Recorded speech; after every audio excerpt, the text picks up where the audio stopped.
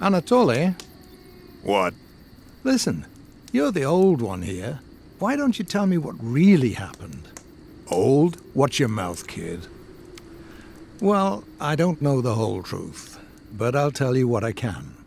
They say that not long before the catastrophe struck, people all over the world began to find strange things, stones more often than not, which emitted unidentified particles. As for where these things came from, nobody could say for certain. A theory almost immediately emerged that it was this radiation that led to animals mutating. An international organization was formed, as was oh so fashionable back then, the so-called Worldwide Scientific Council. This organization studied how this unknown radiation caused living organisms to mutate. And of course, the first thing that they did was think up a name for the particles and for the radiation itself, NDP radiation. There were still a few mutated animals back then, and they were like cute kittens compared to the beasts that roam the wastelands now. But the first research projects confirmed that this NDP radiation causes serious mutations in animals. As for people, for some reason the radiation affected them entirely differently. Even a small amount applied to damaged tissue caused it to regenerate far more quickly. The body quickly recovered from illnesses, and even serious wounds could be healed using nothing but this radiation.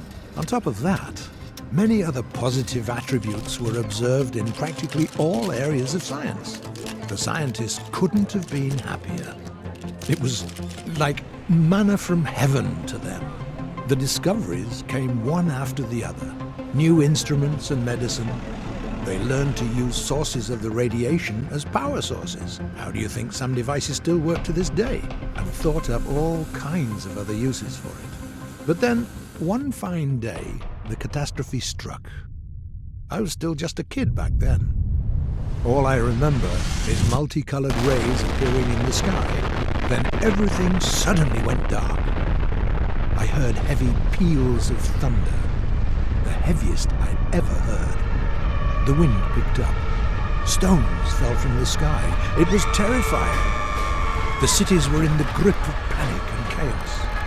The people trampled each other, running wherever they could, just trying to find cover. It was a horrible sight. My mother and I hid in our basement, and my father tried to save as many people as he could. Then it all suddenly stopped. The night of nightmares was over, and day broke. Wow! And then what happened? Just listen and don't interrupt. Many people died that night. All the largest cities were destroyed. All that we called civilization had turned to dust. It was like we'd gone back to the Stone Age in a single instant, and all humanity's problems disappeared. Everyone in the world suddenly had the same goal: to survive. That was when the monsters came. They surged into the cities that remained whole in huge packs, destroying everything alive in their path. In those days, our already diminished species became even smaller. But there were cities that could withstand the monsters. The military was able to lead the people. They began to unite, protect their ruined cities from the mutants, and find other survivors. Thus was the Confederation born. One of the Confederation's primary goals back then was to find scientists who worked on the WSC projects. They even managed to find surviving laboratories where scientists still labor away to this day. Thanks to the scientists, they managed to partially restore the research performed on NDP radiation before the catastrophe, and even to make use of some of the technologies. For example, the scientists managed to create special NDP concentrators, which alter the radiation to form something like a protective field. The mutants fear the field like fire and won't enter it. That's how the domes above our cities were created. They protect us from the monsters. There's one more thing that the old world left to us: teleporters. As far as I know, it's some sort of old military tech. Only a few of them were put into testing. The initial plan for the teleporters was this: to provide fast troop movement, deliver ammunition, and transport to the battlefield and treat the wounded. But the scientists were unable to iron out all the defects before the catastrophe hit, so only one function works, transporting the wounded. And even that doesn't work right. It doesn't pick up the wounded, just the dead. And not everywhere. Only in a zone of reliable reception, and even the transportation process itself is a big gamble. You're lucky if something is just missing from your backpack after you teleport. You could turn up missing an arm or a leg, or even not turn up at all. Long story short, those things are dangerous. I remember once having the bad luck of finding a herd of wild boar outside the city. Not surprisingly, they trampled me in 3 seconds, and the transporter teleported me without my clothes. And I remember feeling how it put me back together piece by piece. An unforgettable sensation, believe me. Although the daredevils in the arena use the transporters every day, and they seem fine, still alive. Quiet. Do you hear that? Hear what? There's something there in the bushes.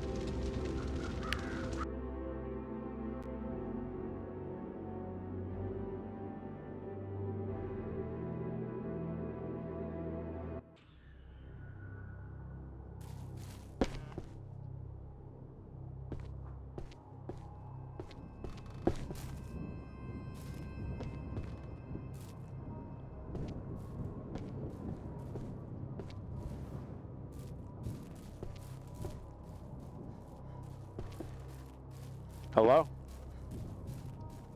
Hello? Hey, you know what the fuck I gotta do? There's voice.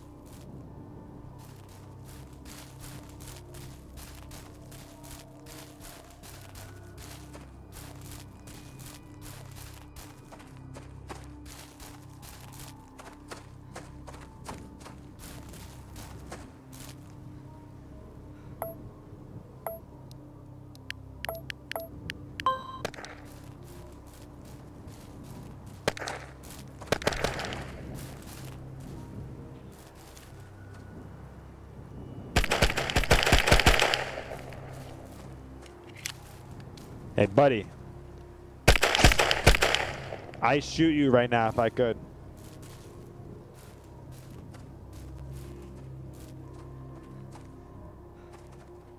Hey, I need help. I'm just messing with you. Come here. Hey, turn around. Can you hear me? Jump. If you can hear me, jump. I just want to make sure I'm... Hey, jump. I know you can hear... Jump, motherfucker. Jump. I'm telling you to jump. All right, thank you. Goodbye.